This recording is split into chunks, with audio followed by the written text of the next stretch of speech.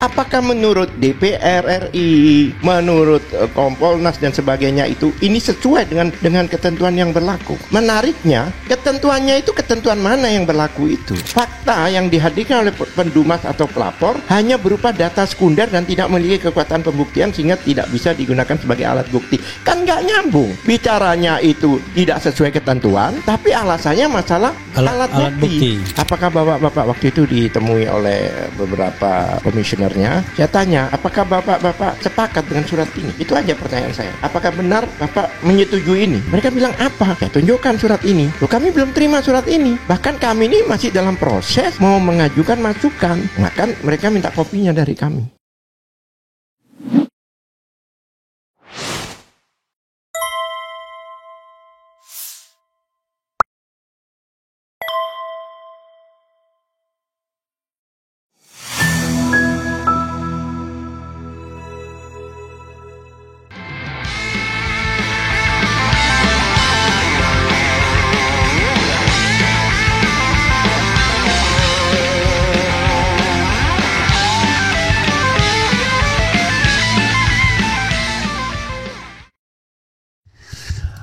Assalamualaikum warahmatullahi wabarakatuh.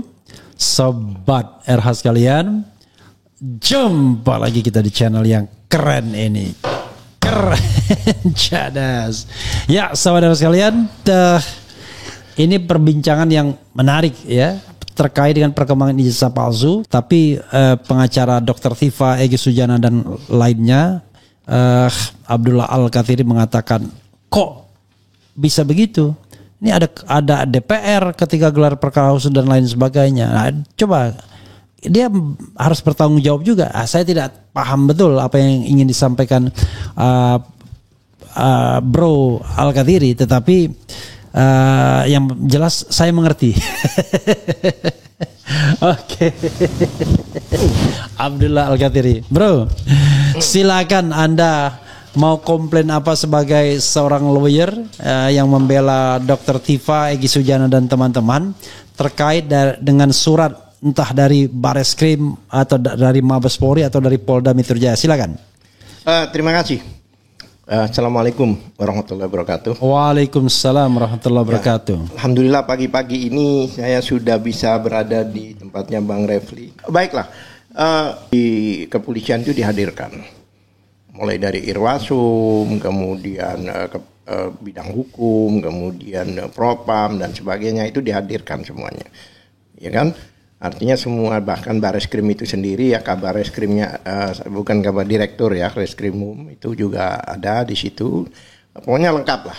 Kalau saya hitung sih 50 orang lebih lah di ruangan itu, banyak banget saya lihat, ya kan? Kemudian dari awal kami sudah mempersiapkan sekitar 18 orang waktu itu untuk masuk dalam gelar itu. Karena ini kan gelar khusus, kita kebayang ya pasti tempatnya besar dan sebagainya. Tapi sebelum gelar itu dimulai, kemudian ada petugas keluar dikatakan bahwa yang boleh masuk hanya 8 orang. Oke, kita langsung lompat aja. Oke. Langsung lompat. Sudah pernah dikatakan, to the point aja. Kami berangkat dari surat, ya kan, yang tanggal 25 Juli 2025 yang ditanda, ini saya bawa sini supaya tahu saya pastinya, supaya bukan dianggap karangan saya ya. Jadi saya bacakan aja. Ini dari langsung Karo Hasidik. Jadi dari atas nama Kepala Kepolisian Negara Republik Indonesia, Kabar Reskrim, ada Karo Hasidik, yaitu Dr. Andes Sumarto, Brigadir Jenderal Polisi. Dia mengirimkan pada kami, ya kan, khususnya para peserta gelar, ya kan. Saya tidak tahu ya, makanya pada kami itu perihalnya surat pemberitahuan perkembangan penanganan Dumas. Itu surat kepada TPUA ya? Iya, pada TPUA. Oke. Karena memang perkara di Mabes Polri itu perkara TPUA. Oke. Ya kan, yang lain-lain itu kan di Polda Metro Jaya kan? Iya. Ya, di sini ada surat pemberitahuan perkembangan penanganan Dumas, ya kan? Jadi disingkat SP3D ya istilahnya. Jadi jelas bahwa status daripada perkara ini masih Dumas, belum ke penyidikan dan sebagainya, ya kan? Kemudian di sini dinyatakan, ya kan, bahwa saya bacakan ya, nanti saya juga berikan komen di sini.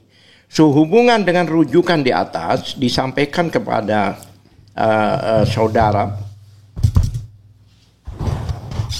Nah, lurus. Ya. Oke. Disampaikan pada saudara di sini bahwa pada hari Rabu tanggal 9 Juli 2025 Biro Wasidik Barreskrim Polri telah melaksanakan gelar perkara khusus terhadap laporan informasi nomor bla bla bla ya, karena agak panjang ya, di Tipidum tanggal 9 April 2025 dengan hasil sebagai berikut. Jadi ini adalah informasi atau keterangan laporan hasil dari Dumas. Hasil dari gelar perkara. Gelar perkara khusus sebagai berikut. Ya. Perlu diketahui bahwa dalam gelar perkara tersebut itu juga melibatkan pihak eksternal. Internal jelas ya seperti Irwasum dan sebagainya. Eksternal itu mulai dari DPR RI, ya kan? Kemudian ada Ombudsman. Ya. Kemudian ada Komnas HAM. Kompolnas, ya kan, dan Kompolnas, ya kan, dan mereka itu terlibat langsung sampai akhir, sehingga hasil sebagai berikut ini yang otomatis ya, karena hasil gelar dan mereka terlibat sampai selesai, berarti mereka ikut bertanggung jawab. Makanya pertanyaan kami, ya kan, kami tanyakan apakah lembaga-lembaga eksternal ini sepakat dengan ini gitu loh, sehingga rakyat mengetahui sebenarnya siapa yang memutuskan, karena putusannya ini menyatakan bahwa ya kan bla bla bla bla ya panjang, tapi di sini adalah yang A, yaitu penghentian penyelidikan sudah sesuai dengan ketentuan yang berlaku. Apakah menurut DPR RI, menurut Kompolnas dan sebagainya ini sesuai dengan ketentuan yang berlaku? Menariknya, ya kan, ketentuannya itu ketentuan mana yang berlaku itu? Kan seharusnya di breakdown kan, ketentuan ini kan? Karena ini banyak pelanggaran di sini. Ada pelanggaran undang-undang, ada pelanggaran Perkap ya. Karena saya khususnya ikut dalam gelar itu. Jadi saya ikuti. Ketidakwajaran ini juga ada yang pernah saya sampaikan ya. Yang mana kita itu pada waktu itu saya sebagai kuasa hukum Egy Sujana dalam gelar tersebut, ya kan, mendampingi beliau itu sampai setengah 2 jam 2 dihentikan gelar yang dia kloter pertama lah istilahnya, versi pertama itu kita udah selesai dan kita disuruh keluar. Maksudnya sudah selesai lah untuk kita, sehingga mereka mengadakan gelar internal, yang walaupun ada eksternal di situ kan, ya itu. Jadi saya sebenarnya tidak concern dengan Poldanya, dengan Mabes Polri-nya, tapi concern dengan lembaga eksternal ini gitu. Jadi supaya rakyat tahu kalau memang putusannya seperti ini, berarti mereka ini harus bertanggung jawab. Berarti sepakat dengan ini kan begitu. Nah, yang lucu lagi alasannya, ini kan dikatakan sesuai dengan ketentuan yang berlaku. Seharusnya breakdownnya kan ketentuan itu kan. Ini, tapi tidak breakdownnya. Yaitu breakdownnya? Ya, fakta yang dihadirkan oleh pendumas atau pelapor hanya berupa data sekunder dan tidak memiliki kekuatan pembuktian sehingga tidak bisa digunakan sebagai alat bukti. Kan nggak nyambung. Bicaranya itu tidak sesuai ketentuan. Tapi alasannya masalah alat bukti. Padahal ini kan kita ini menguji gelar itu yang kita uji itu ya satu, ya kan, sah tidaknya pemeriksaan laboratorium, ya kan. Kedua, sah tidaknya penghentian penyelidikan. Ya itu kan urusannya dengan prosedur, SOP, ketentuan kan itu. Tapi ini alasannya nggak nyambung. Karena kalau bicara alat bukti dan barang bukti itu di pengadilan. Karena masuk 184 kan, pasal 184 yaitu alat bukti, diantaranya adalah ini katakan alat bukti kan, ya kan, berarti masuk di dalam alat pembuktian alat bukti 184, yang mana ya kita tahu lah, seperti adanya saksi, kemudian ahli, kemudian ada petunjuk, kemudian surat, kemudian keterangan terdakwa. Ya kan? Dokumen elektronik. Terakhir karena dengan perkembangan teknologi ini ada lagi yaitu dokumen elektronik. Itu masuk, itu tambahan. Sebenarnya undang-undang IT itu pembahasan masalah alat buktinya itu. Ya. Pembuktian alat bukti. Jadi bukan masalah apa istilahnya deliknya lah istilahnya. Artinya masalah alat bukti. Ya. Kemudian saya bacakan, kemudian nanti saya akan jelaskan terakhir ini. Berkaitan dengan hal tersebut ditegaskan kembali bahwa surat ini tidak dapat digunakan kepentingan peradilan. Kenapa? Pertanyaan kami. Ya kan? Ini kan salah satu surat yang keluar resmi. Bahkan berdampak pada penghentian. Ini harus diuji dong di pengadilan. Kok malah nggak boleh? Ya kan? Ya kan? Apabila, ya kan? Karena hanya untuk, dia bilang, saya ulangi lagi, tidak dapat digunakan untuk kepentingan peradilan, hanya untuk pelayanan pengaduan masyarakat. Diakui sekali lagi bahwa ini Dumas. Nah, kenapa saya tekankan Dumas? Karena pada saat Dumas, bahkan belum penyelidikan, ya kan, itu ijazah sudah diperiksa di laboratorium. Padahal ketentuan pemeriksaan laboratorium itu sudah taraf penyidikan. Bukan penyelidikan ya. Penyelidikan itu ya konteksnya. Ini saya bukan mengajari abangku ini, tapi saya mengajari memberikan pencerahan ke masyarakat. Yang dimaksud penyelidikan pakai L ya, itu adalah hanya untuk mencari suatu peristiwa itu ada tindak pidananya apa tidak. Belum memeriksa yang istilahnya proses, substansi. Ada nggak ada lah, baru ditingkatkan ke penyidikan baru itu semuanya di penyidikan. Dan karena syarat-syarat itu kan berkali-kali kita katakan bahwa syarat-syarat di dalam pengajuan laboratorium itu diatur di Perkap ya, yang mana syaratnya tidak berulang-ulang, adanya laporan polisi. Laporan itu kan setelah penyelidikan, laporan baru penyidikan. Jadi tidak ada ya kan penyidikan tidak didahului dengan laporan. Itu wajib adanya laporan polisi. Berarti kan laporan itu belum ada. Nah ini yang ada cuma laporan informasi kalau bilang. Dasar penghentian penyelidikan ini kan hasil laboratorium itu. Kan aneh kan, coba logikanya itu. Ya kan? Ini jadi belum. biar saya mudahkan. Boleh. Jadi sobat era sekalian ya, penghentian penyelidikan kemarin tidak sah. Salah satunya karena sudah masuk tahap pemeriksaan laboratorium forensik. Padahal untuk permintaan lapor tersebut harus ada syarat-syarat yang salah satunya adanya laporan polisi. Bagaimana mungkin dilakukan lapor kalau laporan polisinya pun belum ada karena baru dianggap sebagai pengaduan masyarakat alias Dumas dan dikualifikasikan sebagai laporan informasi. Jadi terlalu prematur untuk menghentikan proses penyelidikannya, gitu ya? Benar. Oke, silakan. Dan dasar penghentian ini kan laboratorium. Laboratorium tidak sah. Ingat ya, Perkap ini peraturan Kapolri loh Mas. Dan itu dasarnya adalah peraturan Kapolri nomor 10 tahun 2009. Terutama pasal 79 dan pasal 80 ya. Bukan, pasal 10 79, itu persyaratan. Syaratnya bagaimana? Dan persyaratan itu ketat loh. Jika tidak dilampiri seperti laporan, kemudian BAP, bahkan BAP tersangka, kemudian berita acara penyitaan dan sebagainya, itu harus ditolak. Bahkan dikasih waktu 14 hari. Intinya adalah pasal 10, 79 dan 80. 79 itu hanya menyatakan itu adalah klasifikasi dokumen. Klasifikasi sebagai dokumen. Terus 80 adalah pemeriksaan dokumen kan begitu. Apa saja yang harus makanya kan waktu itu kan saya pernah berbicara di sini, kalau seandainya ijazah itu dianggap produk cetak, ya kan? Bukan dokumen, itu di pasal 84. Kemarin waktu awal-awal itu saya bawa ke sana, saya pikir ini produk cetak. Tapi saya minta konfirmasi, yang mana dulu ini? Tapi persyaratannya sama. Persyaratannya sama. Itu. Lah, ketentuan yang berlaku itu. Bahkan waktu itu saya pernah dialog di satu TV swasta dengan pengacaranya Jokowi, dia bilang, "Loh, itu sebenarnya Perkap ini sudah diganti dengan Perkaba." Peraturan kabar reskrim.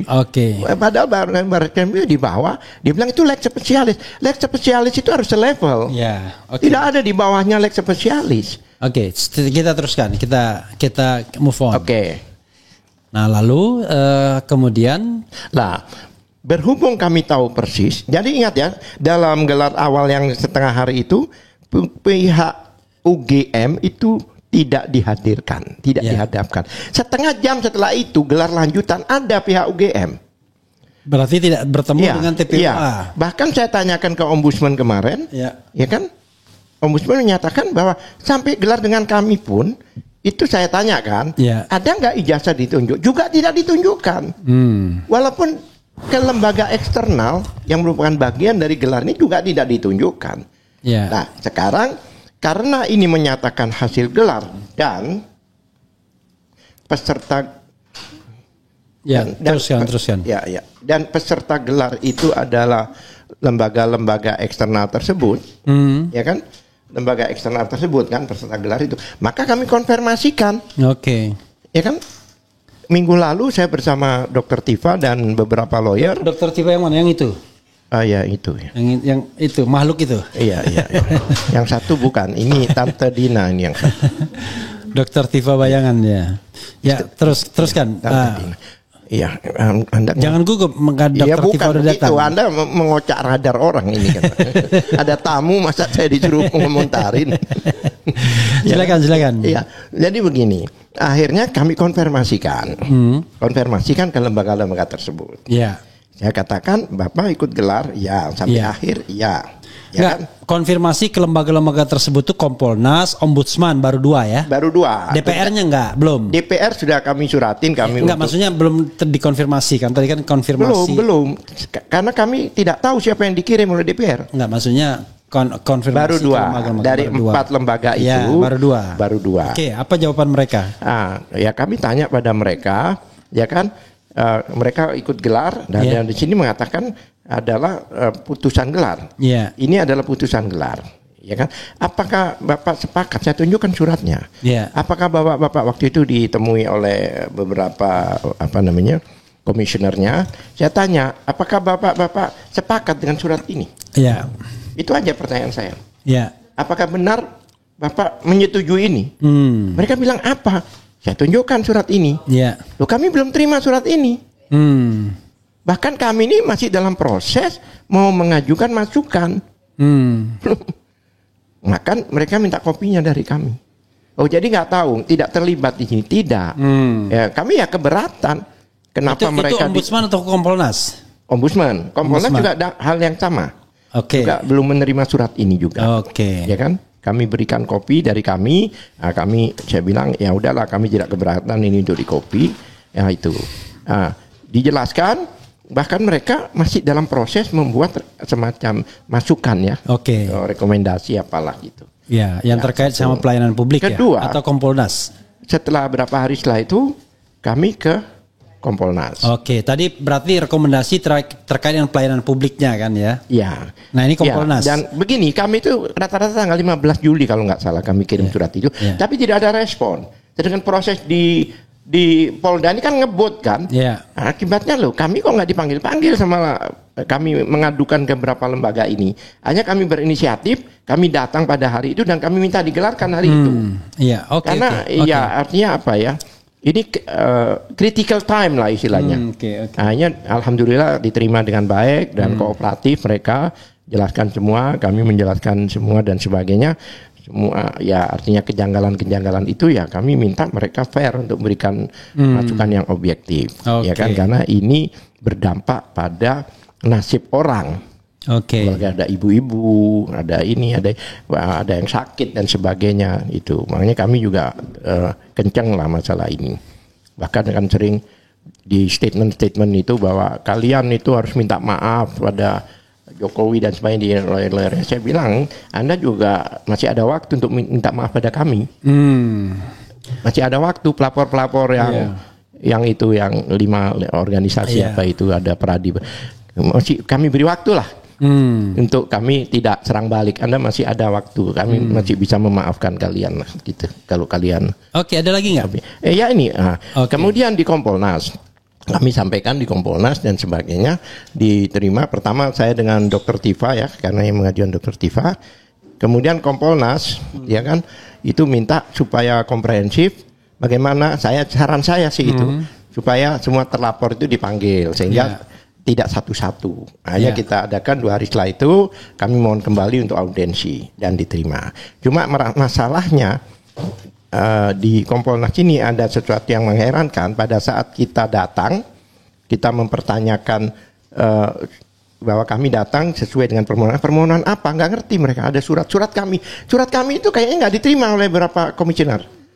Biasanya itu yang saya tahu setiap ada pengaduan itu dikopi, itu dibagi komisioner untuk dipelajari, ya kan? Itu kalau itu nggak ada. Itu kalau lembaga yang jalannya benar.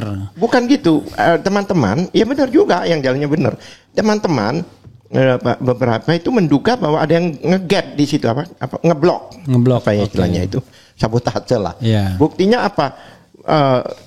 Kita sudah berbicara beberapa waktu di situ. Baru dikopikan, baru keluar tuh surat, kasih satu. Jadi mereka banyak tidak tahu soal itu, ya kan?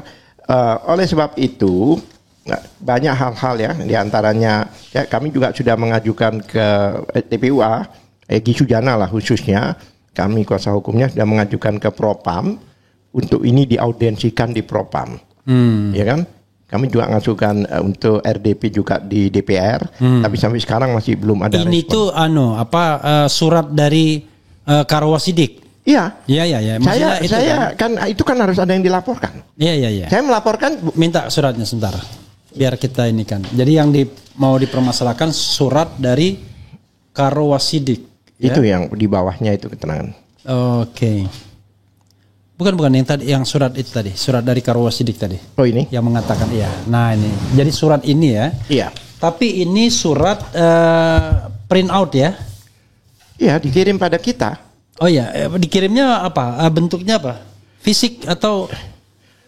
Ini, fisik. Ya ini print outnya nih ya? Iya, karena saya minta dari staf saya untuk di email ke saya, sampai saya. Iya, oke, nggak apa-apa. Maksud saya, cuman kita pastikan bahwa ini adalah print out dari yang asli kan? Iya. Ini kan kacau-kacau juga nih gara-gara undang-undang ITE ini kita dibilang, menyebarkan dokumen palsu. Parah banget negara ini kan? Gitu, orang nggak punya niat jahat, nggak punya apa gitu. Cuma yang saya heran di bawah itu bang, kalau abang lihat, itu seharusnya ini kan ditembuskan ke semua peserta gelar kan, tapi ternyata pihak eksternal nggak ada di sini. Oke. Silakan bro, di wrap up dan kemudian closing statement waktu kita memang sudah dari ini. awal kita temukan kejanggalan, ya kan? Contohnya di SPDP ya, waktu pertama kali itu yang tiba-tiba ada 12 terlapor itu dari Polda, ya kan? Itu kami juga heran. Kenapa kok peristiwanya beda, yang satu delik aduan, ya kan? Dan beberapa baik Jokowi maupun lawyernya mengatakan bahwa saya tidak melaporkan orang-orang ini. Ya kan? Yang saya heran delik aduan itu kan subjektivitas dari yang pengadu. Kok bisa dikembangkan oleh kepolisian? Ya bolehlah kalau pidana umum ya. Ini dikembangkan kok tiba-tiba kemana-mana. Nah itu. Jadi saya melihat. Dan terima juga dan kemudian menggabungkan delik aduan. Jadi satu, ya kan? Ini diduga oleh beberapa teman. Ini nanti mana yang akan diajukan gitu loh. Bisa aja bukan masalah ijazah tapi yang diajukan, tapi masalah penghasutan, kebencian dan sebagainya. Ya kan? Kemudian yang kalau ijazah mungkin nampaknya dihindari untuk pembuktiannya itu ada ijazah. Dan itu diperkuat dengan pasal yang tadinya dilaporkan yaitu pasal 28 ayat 3 yaitu masalah itu yang menyatakan bahwa menyebarkan berita bohong. Ya, menyebarkan berita bohong berarti kan ijazah keluar lagi nih. Ya kan? Itu di drop. Saya melihat di panggilan-panggilan saksi maupun di SPDP ini udah nggak ada lagi. Yang tadinya 3 itu kan. Nah, makanya saya mengatakan ini kayaknya mau dibikin intention bahwa tidak ada lagi yang namanya pembuktian ijazah palsu. Iya, makanya saya sering katakan bahwa ini mungkin diduga Bambang Tri Jilid 2. Yang mana jelas ijazah yang dimasalahkan, tapi yang dimasalahkan adalah penistaan agama. Ya, sahabat sekalian, itu dari Al-Qadiri ya. Jadi sahabat sekalian, Karwasidik dianggap membuat surat yang seolah-olah atas concern kesepakatan Semua pihak. peserta semua pihak yang hadir di dalam gelar perkara khusus tersebut. Dan ini yang kemudian dikonfirmasikan langsung ke Kompolnas dan kemudian ke Ombudsman. Mereka mengatakan tidak tahu apa-apa. Bahkan surat dari Karwasidik pun tidak ditembuskan atau tidak diberikan kepada mereka. Jadi cara-cara seperti ini yang diprotes oleh Abdullah Al-Katiri sebagai lawyer dari Dr. Tifa dan Egy Sujana serta lainnya. Makasih bro. Mulai dari pekan depan itu sudah ada pemanggilan di antara 12 orang tersebut. Rismon saya lihat sudah ada panggilan, Rizal Fadila sepertinya sudah ada panggilan. Nanti kita lihat siapa lagi yang akan dipanggil untuk dimintai keterangan saksinya sekarang setelah kasus naik dalam penyidikan. Makasih bro. Assalamualaikum warahmatullahi wabarakatuh. Waalaikumsalam. Yeah.